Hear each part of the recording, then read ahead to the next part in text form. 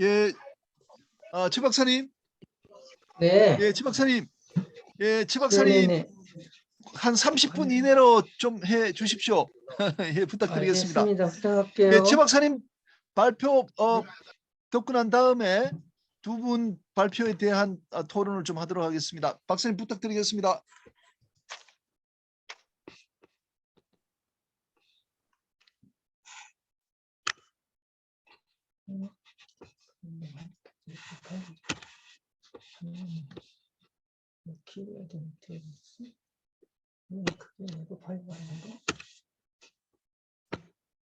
네, 제가 준비한 자료는 그 오션테크가 만드는 바다의 미래라는 주제고요. 좀 전에 그 박찬웅 박사님께서 말씀하셨던 그 사항들을 구체화하는 그런 내용도 있고요. 그다음에 지금까지 그 전문가 대화에서 거론됐던 그런 사항들도 이제 상당히 있어요. 그래서 김영 교수님께서 말씀하신 것처럼 되도록이면 이제 짧게 이게 PPT가 그림 위주로 작성이 됐는데 그림을 감상하는 이런 차원에서 말씀을 드릴게요. 그 화면에 보시면 이제 등대가 나와 있는데요. 이 등대가 사실은 이제 지금부터 한 2000년 전에 기원전에 만들어진 등대도 여기에 있어요. 바로 이제 그 오른쪽에서 두 번째 이 등대인데 이거는 아시는 것처럼 이집트 알렉산드리아에 있는 파루스 등대예요. 이게 이제 기원전 180년 정도에 이제 프톨레마이오스 때 이제 만들어진 등대였는데 지금은 등대라고 하면은 해양 문화의 아이콘으로밖에 생각하지 않지만은 2000년 전의 등대는 가장 혁신적인 그런 아이콘이라고 이렇게 생각이 되어집니다. 왜냐하면은 이 등대 같은 경우는 파라오스 등대 같은 경우는 높이가 한 137m 정도 되고 여기에서 반사경을 통해서 이제 불빛을 비치면은 사방 50km 정도 이렇게 멀리 퍼져나갈 정도로 상당히 이제 규모가 있는 그런 등대였었는데 오늘 제가 말씀드리는 것도 똑같은 겁니다. 이게 지금은 혁신적인 기술을 중심으로 말씀드리지만 시간이 지나면은 혁신적인 기술이 아닐 수도 있고요. 그래서 그런 사항들을 중심으로 자료를 정리를 했고요. 주로 이제 박선호 박사님은 이제 과학적인 측면에서 해양을 바라봤고 저는 이제 기술적인 테크적인 측면에서 해양을 보면서 이것들이 어떻게 비즈니스 모델로 만들어지고 혁신 기업들이 어떻게 성장해 나가는지 그런 거를 중점적으로 이제 말씀을 드리도록 하겠습니다. 이거는 이제 왼쪽에 보시는 것처럼 오션테크 2021로 이렇게 되어 있는데요. 이거는 이제 케미스트리에서 조성환 원장님 계실 때 이 과제를 발주를 했어요. 그래서 저희 연구진들이 15명의 연구진들이 이 과제에 참여해서 현재 국제적으로 해양수산 과학기술들이 어떻게 개발되고 어떻게 상용화되고 어떻게 비즈니스로 변해가는지 그런 과정을 추적한 그런 보고서예요. 작년에 2020개 나왔고 작년에 2021 나왔고 재작년에 2020이 나왔습니다. 그래서 지금 있는 것이 가장 최근 버전이라고 이렇게 이해하시면 되겠고요. 제가 말씀드린 거는 이제 4가지로 정리를 했어요.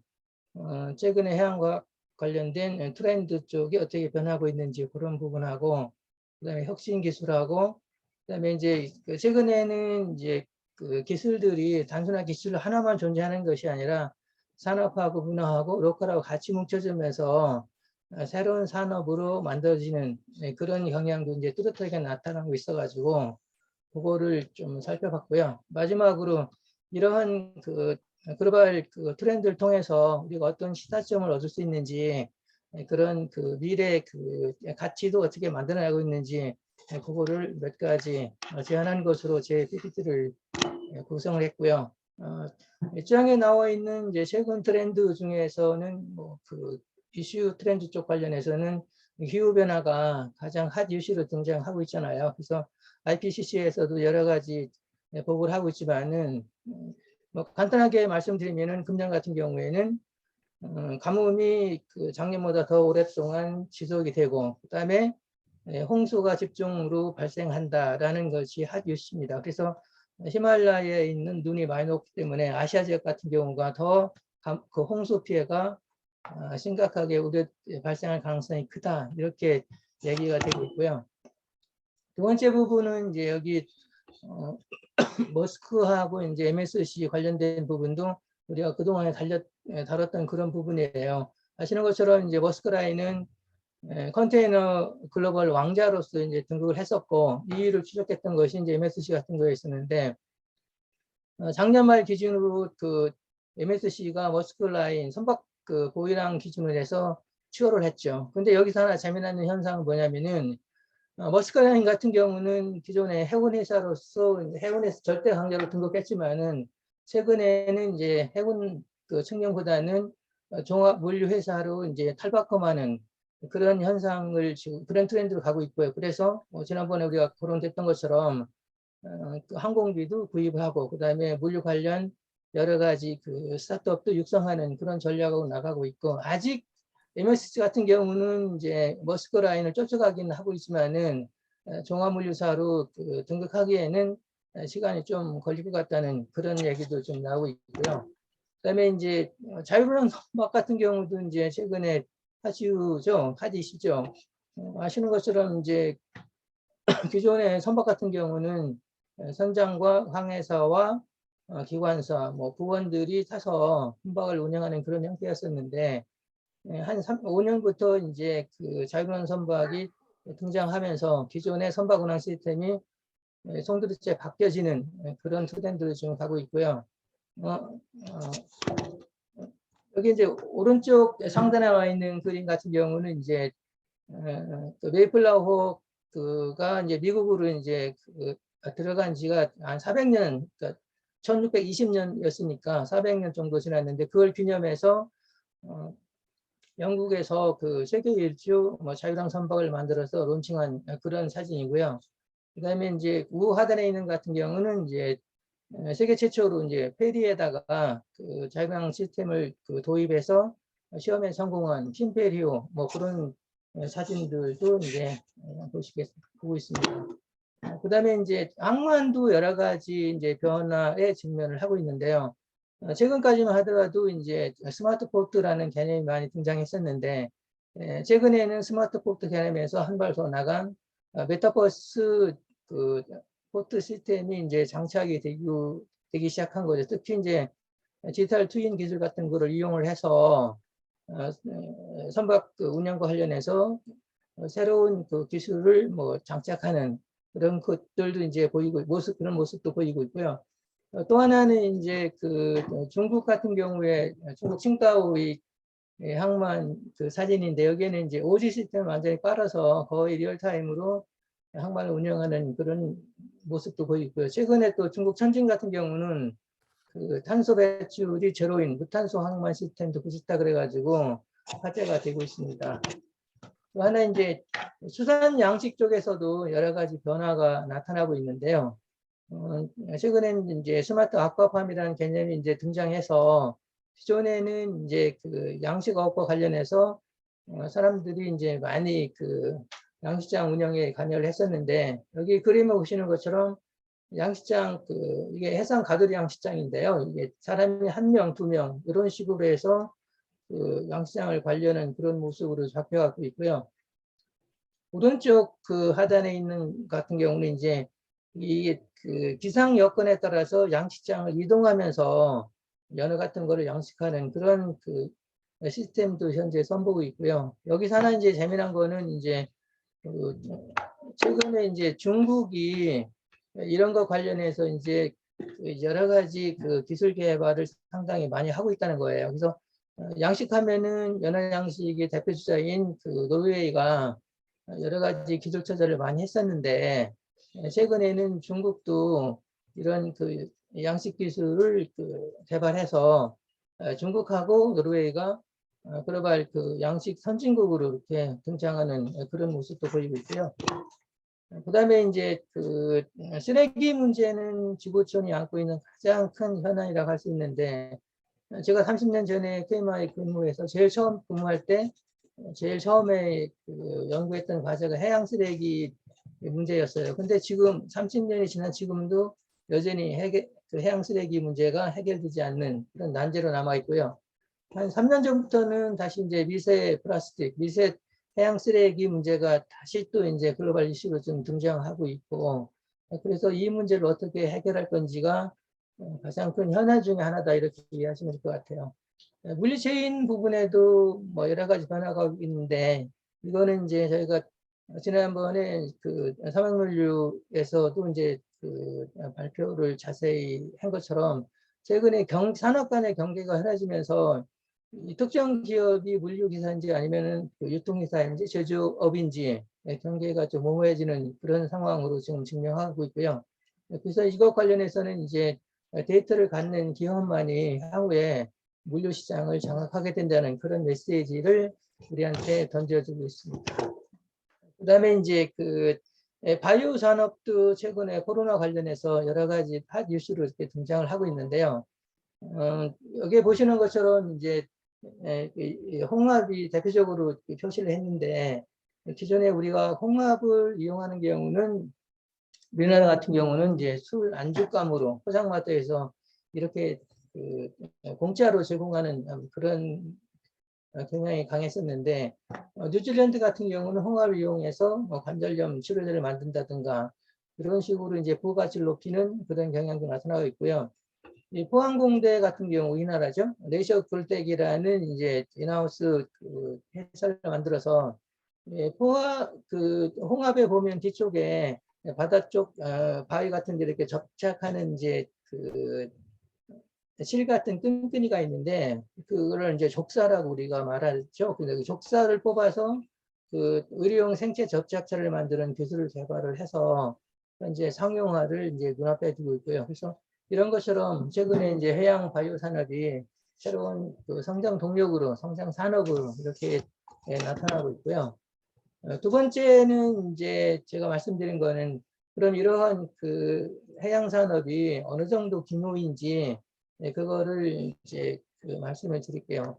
이거는 OECD에서 2018년도에 저희 KMI하고 공동으로 그 연구해서 나온 그런 결과인데 2010년 기준으로 해서 해양산업 전체 부가가치 규모가 1조 5천억 달러로 이제 추산이 됐었어요. 근데 2030년에는 이제 그게 이제 4조 달러로 상당히 큰 규모로 확장이 되고 있고요. 종사자 같은 경우도 이제 28% 정도가 늘어난 것으로 이렇게 추측이 되었어요. 그래서 여기에 보시는 것처럼 이제 그 구분해서 보시는 것처럼 전통 해양산업 부분에는 성장률이 높지 않고 그에 비해서 이제 그 신산업을 할 수 있는 그런 부분이라든가 근데 수산이라든가 양식 같은 이런 쪽에 부가가치도 높아지고 종사자 수도 상당히 커지는 그런 것으로 이제 계산이 되었고요. 그다음에 요거는 이제 각 섹터별로 해양과학기술 시장이 어느 정도 되고 있는지 그거를 이제 그림으로 표시한 거고요. 이거는 이제 저 연구원이 한 것이 아니라 키오스트에서 한 거를 제가 저희하고 이제 공동으로 연구한 거를 자료로 인용한 거고요. 그림으로 이렇게 보시면 될 것 같아요. 아까 말씀드린 것처럼 바이오 시장 같은 경우는 뭐 80억 달러 정도 이제 성장을 하고 있고요. 특히 이제 해양 심층수 같은 경우는 3억 9천만 달러, 그다음에 수산식품 같은 경우는 13조 정도로 이렇게 추정을 하고 있고요. 이제 최근에 우리나라에서 해양 치유 산업과 관련해서 여러 가지 정책적인 아젠다가 많이 나오고 있고, 특히 이제 충청남도 태안이라든가 경상남도 고성, 그다음에 통영, 강원도 울진 이런 지역을 그 해양 치유 산업 단지로 지정해서 정부에서 상당히 많은 예산 투자를 하고 있는데 2017년 기준에서 그 전 세계의 기준을 따져보면은 4조가 넘는 시장을 형성하고 있고요. 해양 로봇 같은 경우도 이제 2025년 기준에서 150달러 정도로 이렇게 시장이 형성될 것으로 그렇게 예측을 하고 있습니다. 그 최근에 그 나노의성, 특히 이제 최소형 의성 산업도 상당히 각광을 받고 있는데 이런 부분도 이제 저희가 이제 관심을 가져야 될 부분인데 오션테크 부분에서 저희가 연구를 한 거 자료를 보면은 그 기존에 그 정부에서 독점하던 위성이라든가 우주 탐사에 관련된 부분이 이제는 민간 영역까지 확장을 돼서 새로운 산업을 만들고 있는 그런 모습도 이제 보이고 있고요. 그 왼쪽의 그림 같은 경우는 플래닛이라고 하는 스타트업이 우리 그 페트병 정도 크기의 그 초소형 위성을 만들어서 이 그림에서 보시는 것처럼 이런 그 위성 사진을 촬영해서 민간 서비스를 제공하는 그런 산업도 지금 등장하고요. 두 번째 같은 경우는 이제 세일 드론 같은 경우는 이제 아까 말씀드린 그 자율한 선박하고 이제 비슷한 개념인데 사람이 탑승하지 않고 해양 탐사를 하는 뭐 그런 것들도 이제 최근에 이제 새로운 비즈니스로 이제 등장하고 있고요. 세일 드론 같은 경우는 이제 북극 탐사뿐만 아니라 전 지구에 이제 이런 그 무인 그 탐사 장비를 보내서 여러 가지 해양을 관측하는 그런 비즈니스를 지금 실현을 하고 있습니다.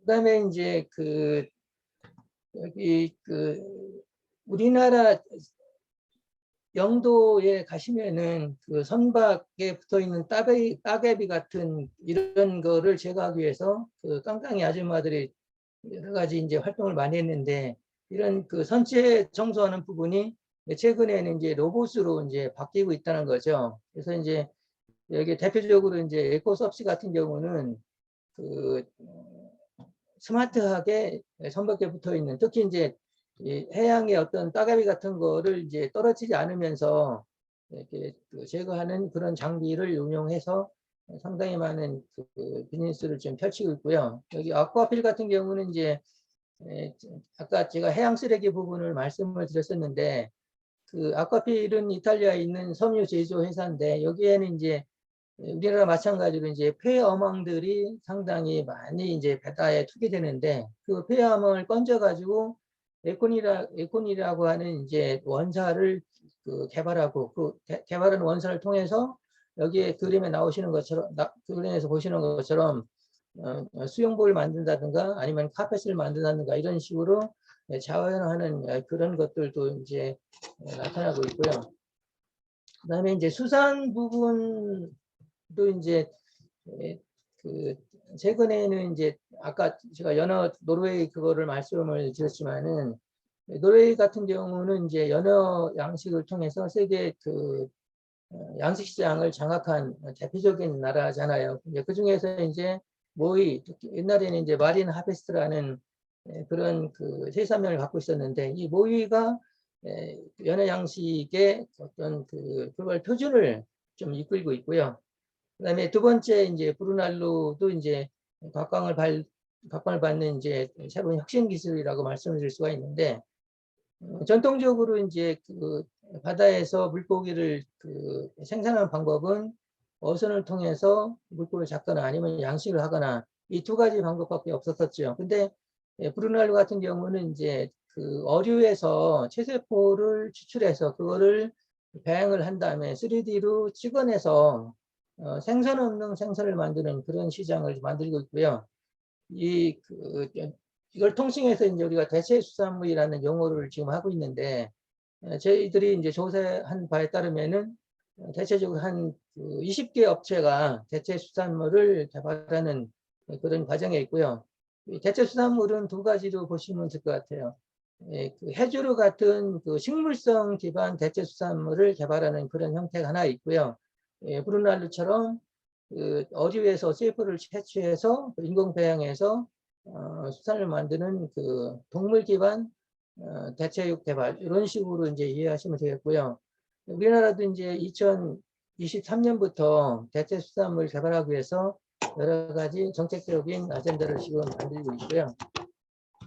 그다음에 수산 부분 이제 양식 기자재 관련해서도 혁신 기술을 개발해서 세계 시장에서 비즈니스 모델을 이제 판매하고 있는 그런 회사들도 많이 나타나고 있는데 가장 대표적인 기업이 이제 노르웨이 아크바라는 그런 회사예요. 아크바 같은 경우는 육상 양식장뿐만 아니라 그림에서 보시는 것처럼 그 해상 양식장, 특히 이제 가두리 양식장에 관련된 원스톱 서비스를 제공하는 이런 대표적인 그 수산 양식 기자재 회사고요.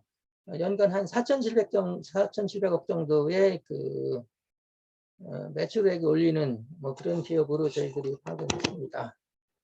그다음에 이제 그 최근에는 이제 현장에 있는 여러 가지 그 애로를 해결한다는 차원에서 리빙랩 기술들을 이제 많이 활용을 하고 있는데, 스페인 같은 경우는 이제 대표적으로 이제 후티에로 리빙랩이라는 프로그램이 70년대 후반부터 작동돼서 한 30년 동안 계속 작업을 하면서 어업 현장에 생기는 여러 가지 애로를 어업인들과 전문가들과 정보 당국이 콜라보해서 해결하는 그런 시스템들을 지금 운영하고 있고요. 이런 기술들은 한 3년이나 5년 전부터 우리나라 쪽에도 많이 도입돼서 최근에 거의 모든 그 R&D 과제를 수행한 경우에는 리빙랩 기술을 통해서 현장 에러를 해결하는 이런 식으로 지금 트렌드가 바뀌고 있습니다.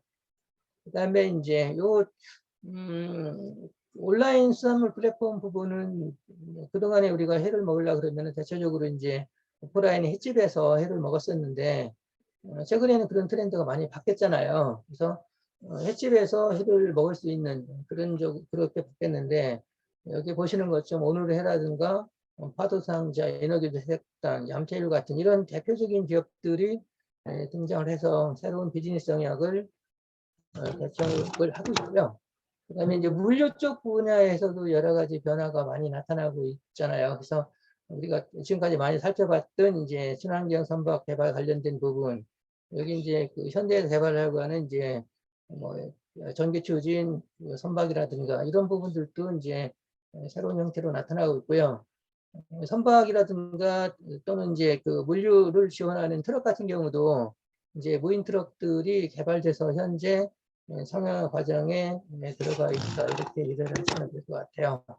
그다음에 이제 아까 제가 이제 메타버스라든가 디지털 이런 부분도 말씀드렸는데, 그런 부분들도 물류 쪽에서는 새로운 혁신 트렌드로 이렇게 자리를 잡았고요. 이제 트레이드엔지 같은 경우는 이제 일종의 이제 그 디지털 윈도우라고 말씀을 드릴 수가 있겠죠. 옛날에 이제는 이제 페이퍼를 통해서 이제 그 물건이 운송되는 그런 시스템을 디지털 전화를 통해서 그 새로운 어떤 물류 플랫폼을 개발하고 거기에서 원스톱으로 서비스가 이루어지면서 화물 운송이라든가 처리 속도가 상당히 빨라지는 그런 형태도 지금 나타나고 있고요. 여기는 이제 밸류링크의 남영수 대표님이 지난번에 말씀하셨던 그런 내용하고 똑같다, 이렇게 이해하시면 될 것 같아요.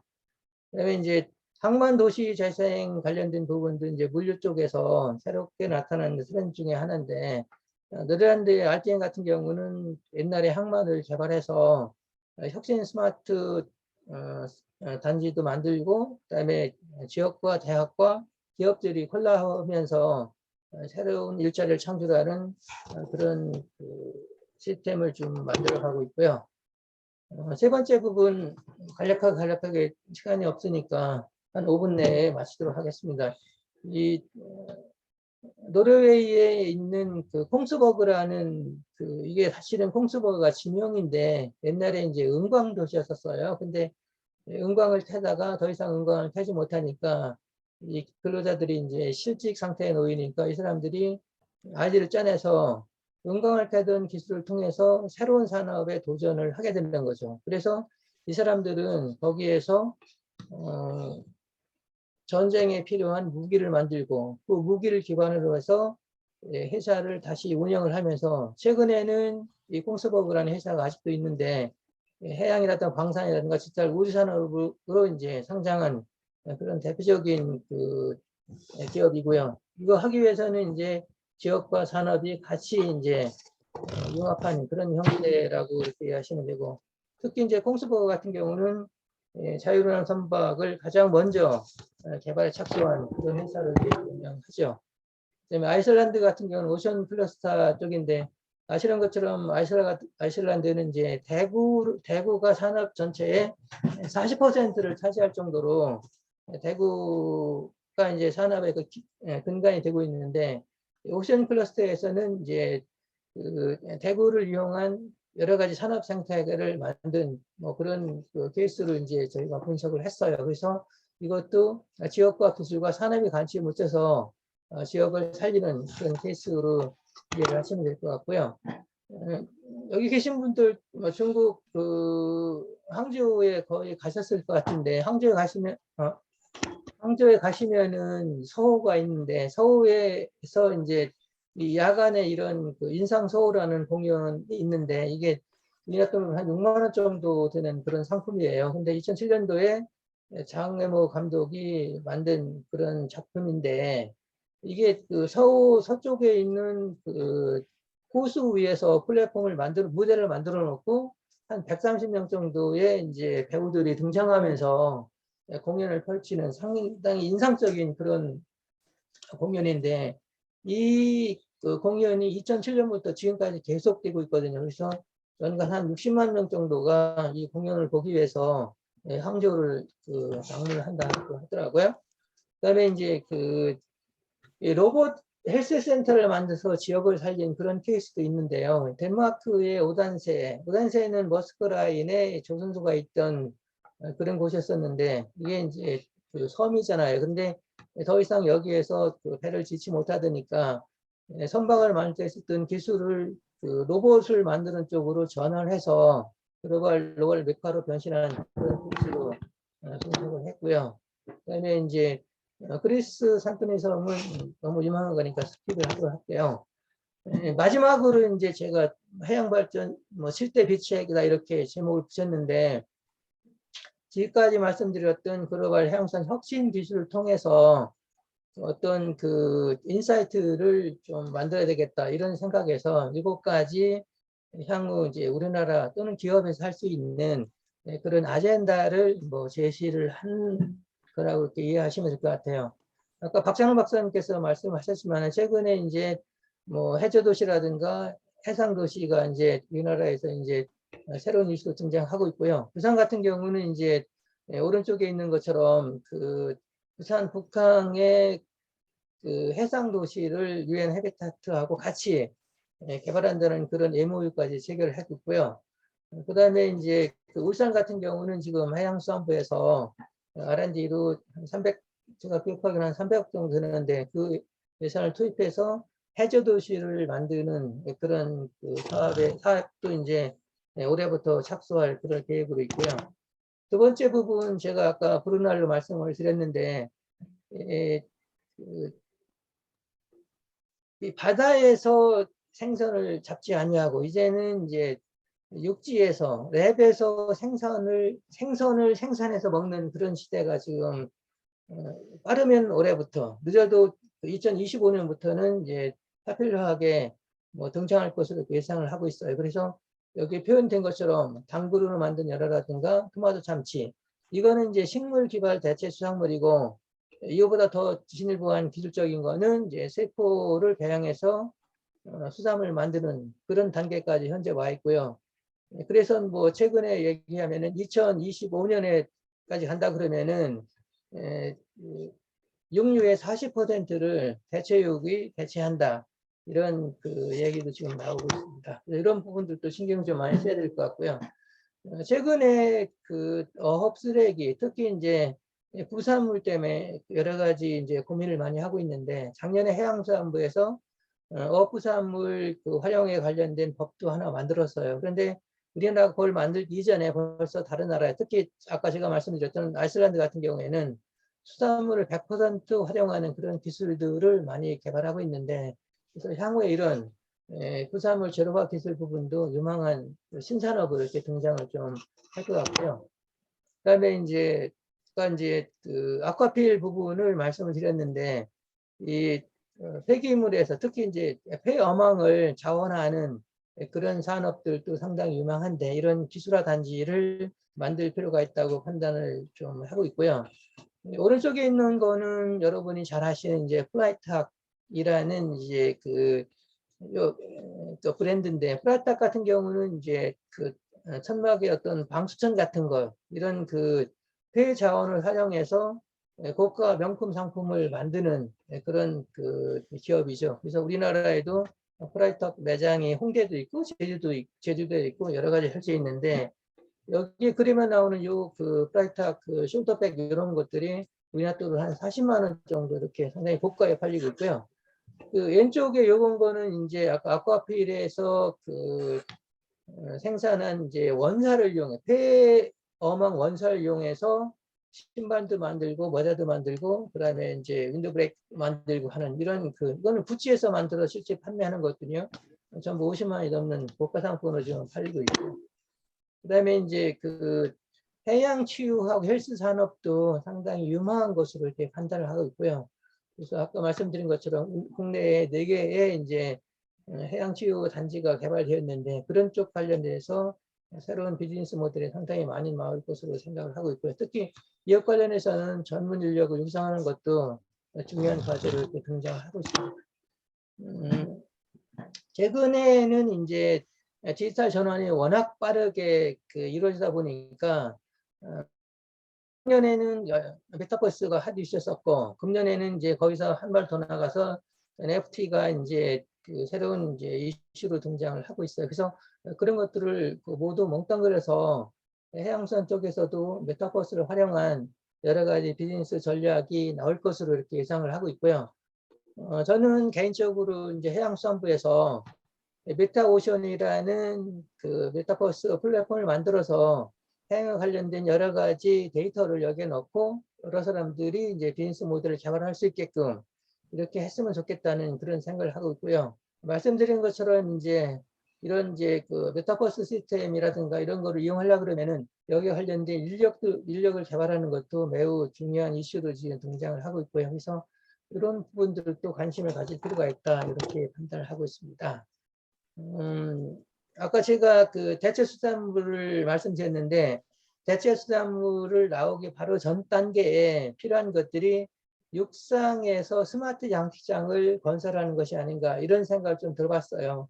지금까지 그 수산 쪽의 발전사를 보면은 어선으로 물고기를 잡던 시대, 그 다음에 이제 바다에서 가두리 양식장을 만들어서 물고기를 키우던 시대, 세 번째 단계는 이제 육상에서 스마트 양식장을 건설해서 물고기를 이제 생산하는 그런 시대, 마지막이 이제 대자나무 시대, 이건 4단계를 거칠 것으로 이제 예측을 하고 있는데, 현재 이제 그 육상에서 스마트 양식장을 하는 것들이 이제 가장 화폐하게 지금 활용되고 있고요. 여기에 나와 있는 애틀랜틱 사파이 같은 경우는 미국에서 미국 뭐 사막에다가 이런 형태, 이거는 지금 그 노르웨이 그림인데 이런 형태의 양식장을 사막 한가운데 만들어서 연어를 양식하고 미국 시장에 공급하겠다는 그런 계획을 갖고 있거든요. 그래서 이런 부분까지 우리가 좀 신경을 써야 될 것 같고요. 국내 같은 경우는 이제 동원수산에서 강원도 고성에다가 육상 스마트 양식장을 지어서 연어를 생산한다는 그런 계획을 좀 발표하고 건설 공사에 착수한 것으로 이렇게 알고 있습니다. 이렇게 해서 이제 저희들이 이제 킴스에서 발표했던 오센테크 관련해서 연구했던 그런 사항들을 간략하게 보고를 드렸고요. 시간 때문에 이제 세부적인 사항을 말씀을 못 드렸어요. 그래서 혹시 이제 질문이라든가 뭐 코멘트가 나오면은 그 시간에 세부적인 사항을 추가적으로 말씀드리는 것으로 하겠습니다. 고맙습니다. 예, 최 박사님 감사합니다. 예, 그 아주 요약해서 시간 내에 아주 좋은 발표해 주셔서 고맙게 생각하고요. 그 제가 이렇게 느낀 바는 우리 박찬홍 그 선생님은 두 파트로 나눠지는데 이제 그 두 번째 그 이제 키오스트 뭐 기능이라든가 좀 발전 방향은 좀 우리가 뭐 코멘트하기에는 좀 그런 것 같고 첫 번째 분야는 그런 것 같아요. 그 이제 서해는 평균 수심이 한 50m 정도밖에 안 되는데 동해는 아까 평균 수심이 한 뭐 몇백 미터, 한 1000m 이상 된다고 하시지 않습니까? 그러니까 심해란 게 전 세계에 상당히 많은데 그 동해 바다를 심해로 나가는 테스트 베드로 우리가 활용할 수 있겠다. 이제 그와 관련해서 이런저런 그 이제 연구 성과 또 많이 그 개발해야 되겠다, 국가적인 지원이 있어야 되겠다 이렇게 쭉 말씀하신 것 같아요. 제가 이제 그 중에서도 우리 고향 바로 앞에 있는 그 울릉 그 분지라는 게 저는 울릉도 그 북쪽에 있는 줄 알았더니 그 뭐 포항 그 영덕 울진 그 바로 앞쪽에 있는 바다가 울릉 분지인 것 같아요. 그래서 오늘 좋은 공부가 참 많이 됐습니다. 그래서 이제 그와 관련해서 오늘 저 두 분 토론을 모셨는데 그 김윤배 선생님이 원래 그 울릉도에 계신데 민원기 박사님을 이제 대신 그 추천하셔서 민원기 박사님이 나와 계십니다. 그래서 먼저 그 민원기 박사님 이야기를 듣고 그다음에 이제 우리 또 뭐 바다 관련해서 이제 전문 기자인 박종면 국장님 이야기를 좀 듣고 이렇게 두 분 진행 토론 듣도록 하겠습니다. 민 박사님 좀 부탁드리겠습니다.